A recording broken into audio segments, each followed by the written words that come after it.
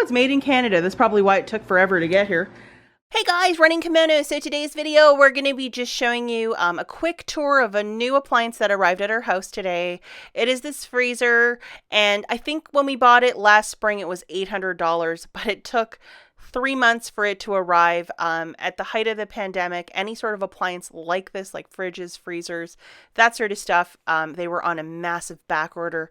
And I didn't want like a tiny cubed one. I wanted a very specific freezer, this one where I could open it up and not, have to bend over like a pretzel and look for some roast that's been in there for 10 years. So anyhow, guys, you want to stop the video to look at the exact model. It's this GE Garage one. And it's going to work perfectly for us.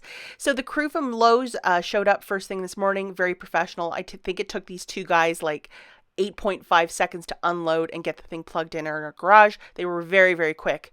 They've done this a couple of times, very professional as well. And just to show you, this is what the freezer looks like with the door open. It looks a lot like a fridge and upright, so very easy to organize. And it's also frost-free, which I wanted.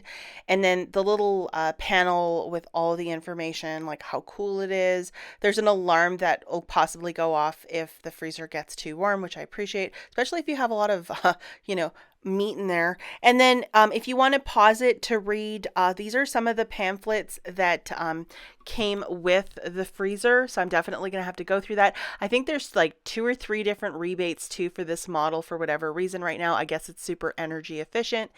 But yeah, if you want to just pause the video to read if you were thinking about getting a freezer too. Lots of good information here, and I'm going to have to probably go through that probably this evening. So this is what it looks like. It's going to be in our garage, just to put a lot of meat and frozen food, that sort of a thing. When the whole pandemic happened, we were always running out to the store to get groceries or certain types of frozen food. And I think it's because we didn't have a freezer. And I actually asked my husband at one time, I'm like, can we just get like, one of those $300 cube freezers? And nope. So we ended up settling on this. It was just under $800, and really, I think it's a great investment.